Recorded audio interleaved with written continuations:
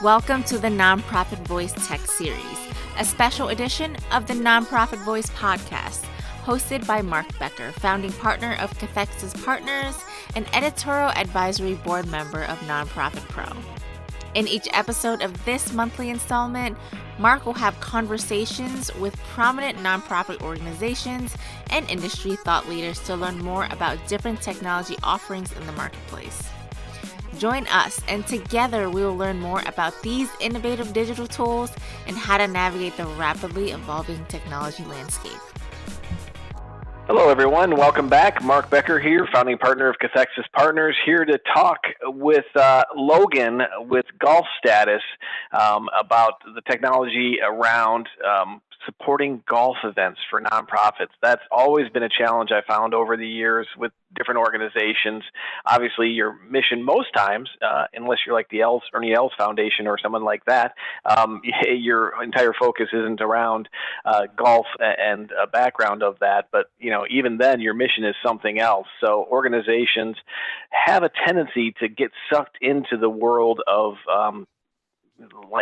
producing all the logistics around golf events. And, I heard about Golf Status and just had to chat with Logan about what's going on with their offering and how they use technology to help organizations solve all that. So welcome, Logan. If you wouldn't mind just introducing yourself, give yourself a little bit of, tell us a little bit about your background and about Golf Status. That'd be great.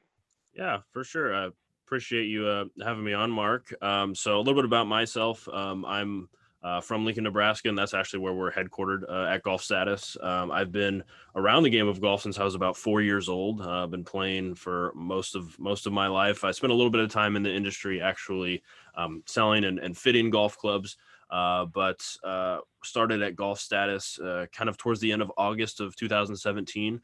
So almost 4 years now I've been with the company, and primarily we are mostly focused on working with nonprofit clients who are putting on golf fundraisers, even if they're not nonprofits themselves, but maybe even corporate outings, putting on fundraisers to benefit a nonprofit. We are mostly aimed at helping them automate and streamline a lot of the processes that come with running a golf event. And as we'll get into, a lot of challenges that nonprofits face when hosting golf fundraisers can be solved with technology. So that's kind of our main focus. We do also work with golf courses, kind of helping them with their inside events and managing those. And we also have the Golf Status app for just everyday golfers that, you can use it for just everyday play, as well as can be used within an event for live scoring. So if you are a golfer, you can check that app out, free to use, free to download. But that's kind of a brief synopsis of Golf Status, really just overall looking to help as many nonprofits as we can, run successful, effective golf outings.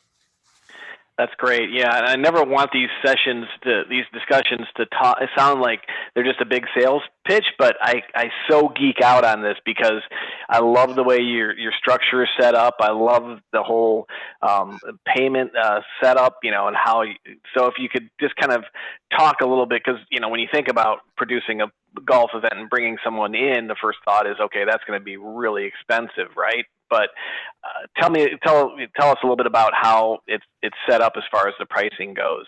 Yeah, for sure, and I'll try to not be too sales pitchy as well. But through our Golf for Good program, basically we can get nonprofits in, or any event that is being run to benefit a nonprofit, in for no upfront cost. So we can get you set up in our platform, set up with our technology.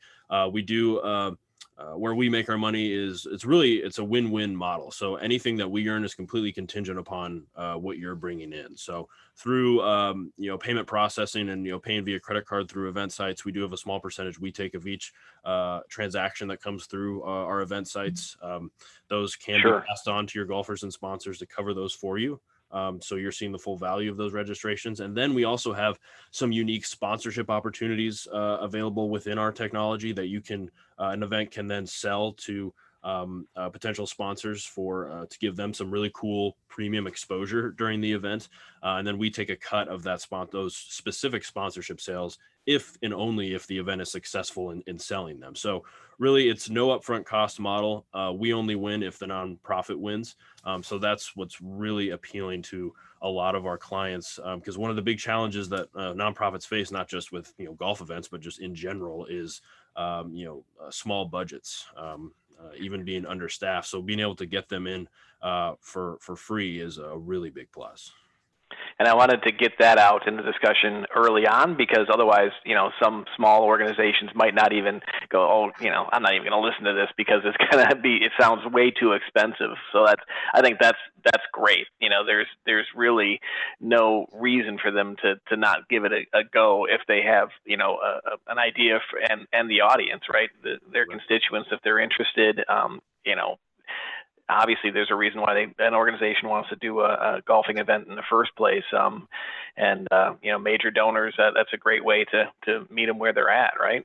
Yeah, for sure. And, that is true. We do talk with some small nonprofits like, oh, we may be too small for you guys. It's like, no, not at all. We work with every outing down to those, smaller, maybe a memorial golf outing, honoring someone who's passed away, all the way up to your extremely large corporate golf outings and everywhere in between. So you are not too small to work with us. This technology can help you no matter what size your organization may be.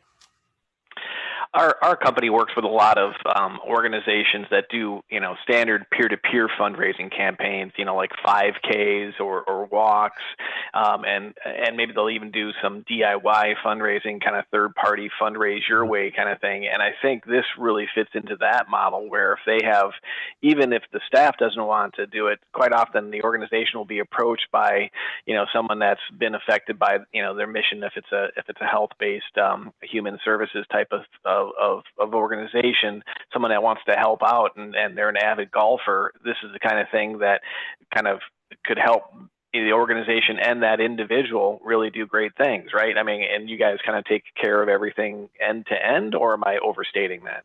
No, not at all. We work with some large organizations that they really just have those passionate third-party individuals who are just really fired up about their mission.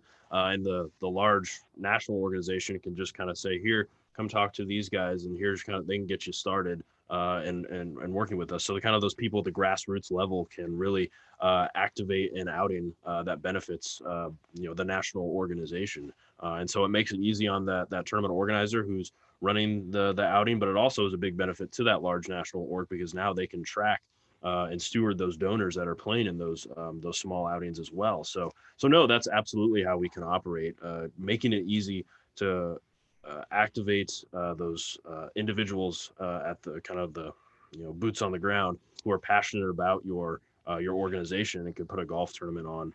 They can do all the work, but the national org can support by kind of linking them up with us and having us get them all set up, and so they can really hit the ground running and just be more likely to have a successful golf outing. Yeah, we have clients that will use their existing platforms that they have for golf events, and they'll struggle, right? And quite often they're either set up just really to take donations, or maybe even, again, peer-to-peer fundraising. But I mean, we find that golfers as an overall aren't really peer-to-peer fundraising, right? Someone wants to sponsor a foursome, they pay for it, and that's the end of their fundraising. They're not reaching out to their friends and family asking to donate, right? That's not typical audience that's golfing. So it's not always a great fit for those types of platforms. But not only does your platform kind of handle the technology of registration, the website, the content around that, but you can go even deeper into, like you said, the sponsorships, right? And then you get into the actual event production, leaderboards. How does that all work, like on the day of the event? Yeah, so it's all driven really by our tournament management software. So that's what generates the event website for the registration and payment of your golfers and your sponsors. You can really send everyone to the same place. It can also collect donations if someone simply just wants to donate to the event. But then that tournament software is what generates the live scoring and live leaderboards that you can run for the day of the event. And that's kind of where our app comes into play with the events. Golfers download the app. The software generates a unique team code for them for that event that allows them to get into the tournament, and then they can score on the app. And then we have a couple different live leaderboards. So we have a page on each event site we create that is just the live leaderboard. Also has a donate button on that page as well. So that's a great place to kind of promote the event as it's going on. So spectators who aren't actually participating can view the scores. Maybe you can even get some additional in-kind donations there. But then we also have a live TV leaderboard you can pull up from our tournament software that you can work with the course to display on their TVs they have in the clubhouse. It just scrolls. Oh, that's great. You have your tournament logo there. You can have a sponsor logo there as well. So that kind of really elevates the feel, gives it a more professional look, and it's really cool. The events that I have been to, been on site, people just gravitate to those leaderboards, whether they're just coming in at the turn or they're finishing up their round.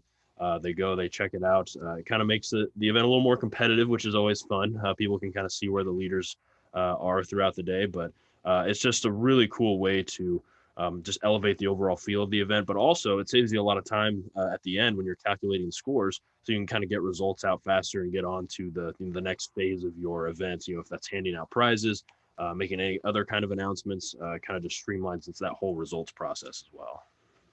Yeah, well, with my lack of golfing prowess, I think I would be spending a lot of time at the 19th hole waiting for the leaderboard to scroll far enough to get down to my name. But I like the idea of it. That's great. Nothing wrong with that. Nothing wrong with that at all. Exactly. Yeah. So, do you have any kind of examples of case studies or organizations that you've worked with and the kind of success they've had? Anything you can share there anecdotally? Yeah, for sure. A lot of our recent case studies came out of kind of what everyone went through last year with COVID. One of our more successful events was a Ronald McDonald House in Idaho that they ran kind of what we call a hybrid event. So they put a big event on every year. They have a lot of donors that fly in from out of state to participate. Obviously, with what happened last year, that wasn't the case. So they still had their local supporters in Idaho go to the course and actually play their round on the event day. But they also had the virtual option for those who were not actually in Idaho. They just played a golf course that was local to them. But they were still able to have all of those scores through our live scoring technology displayed on the same leaderboard. And they actually raised a really good amount of money considering the challenges that COVID presented. So that's what a lot of our clients kind of went through last year. Some went a full-on virtual event, which kind of likened to the virtual 5K or walkathon, where people were playing golf, still going out and actually playing golf, just not all at the same time to avoid those big group gatherings. And what Ronald McDonald House of Idaho did was just kind of that hybrid format. They had kind of the in-person events still, as well as those who were out of state, just playing locally, but still able to support the cause, which was very important to all those players, and sold some really great sponsorships and raised a really good amount of money as well. And we have a case study on our website that kind of goes into detail of kind of what that event looked like. Great, and we'll be sure to link to that in the description of for the podcast. That's great. Yeah, and speaking of that, the hybrid approach, I think that's here to stay. Hopefully, right? I think that's one of the positives I've been saying. One of the few positives that have come out of this pandemic, right, is technology advancing and people thinking about how they do things in a new way. A lot of more virtual workplaces, which I'm happy to see. I mean, our company's been virtual since before it was cool. Back when we started the company 13 years ago. Yeah, something like that. I'm not sure. You have to be seen to be a trendsetter, I think, but and working from home, not so much. But that's good. Yeah, I haven't worked in an office since 2004. So, but yeah, the hybrid events, I think that's really important and going to continue to exist even as the world comes back, out of our caves and gets back into it, right? And hits the courses, just national organizations, just logistically, being able to have people feel like they're part of an event, even if they're not able to physically be there, right? And no matter where they're at in the world or whatever might be keeping them from being able to attend in person. I think that's awesome. Yeah, for sure. I definitely think they'll stick around. Obviously the use case for them last year was just so people could participate safely. But I think going forward, we'll see a lot of events that will, especially if they're large events that sell out every year, they could use the hybrid model to kind of test the waters to see if they have enough interest and participation to maybe grow their event to either a second day or maybe even what's called a double shotgun, where you have kind of a morning wave and then an afternoon wave. Especially those events that do sell out quick, it allows you to kind of expand the amount of participants you have in the event. and really test the waters to see if you can continue to grow it. So yeah, I definitely think it's here to stay, and we'll continue to see that around as we kind of slowly go back to normal here. And yeah, it's all due to technology and the ease of use, and I think that's really opened a lot of people's eyes as to the possibilities that technology can provide to you in terms of growing your event, and even just looking at it in through a different lens.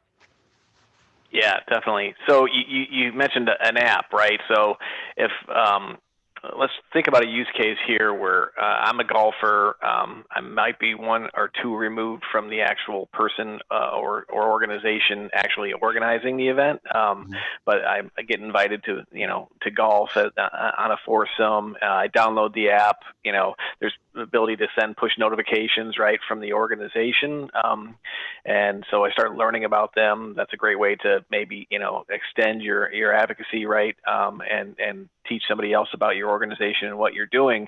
But then they also have the app in general, right?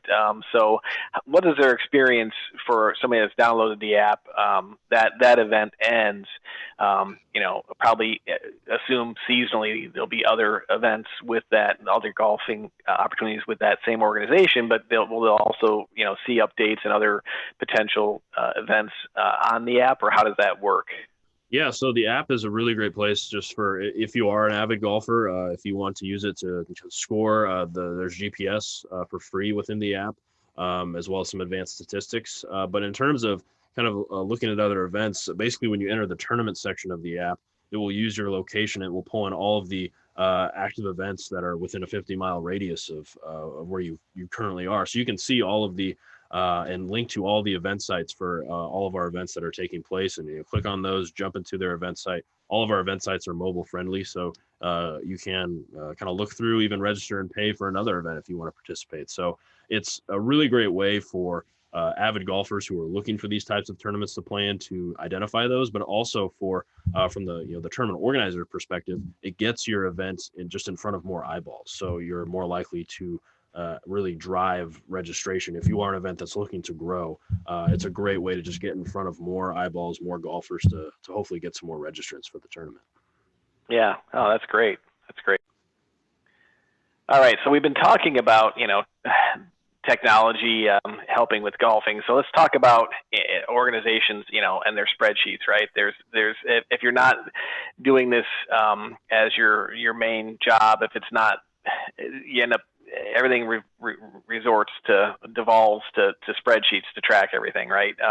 And I'm guilty of that myself. I actually love spreadsheets and pivot tables and all of that, but we don't need to go old school anymore, right? There's technology to help with that. So all of those things that the event program people are kind of tracking as far as organizing, coordinating with the golf clubs and all the sponsors and everything. That all technology helps with all of that, right? You guys, that's all kind of managed within the environment.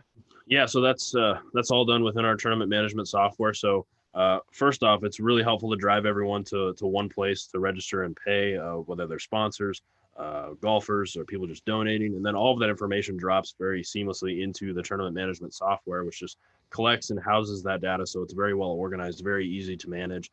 And then that in turn makes it very easy to collaborate with whoever else you're working on. So if you are not just a one-person show, which is the case with a lot of nonprofits, if you want someone else from your organization to have access, we can do that. But also collaborating with the golf facility themselves, you can very easily pull any printouts they're going to need, like scorecards, cart signs that are customized to your tournament, have your logo on them and everything. But also giving them access to all the team information they need to get things set up on their side of things. So it's making your life a lot easier, but it's also making the golf facility's life a lot easier. They don't have to do a lot of work. That's a big pain point on their end, organizing all the information they get in various forms from tournament organizers. This makes it so simple. So you can really download those printouts, send it to them, or we could even set the golf course up with limited access to your tournament, so they just have access to what they'll need to get accomplished to be ready for the event.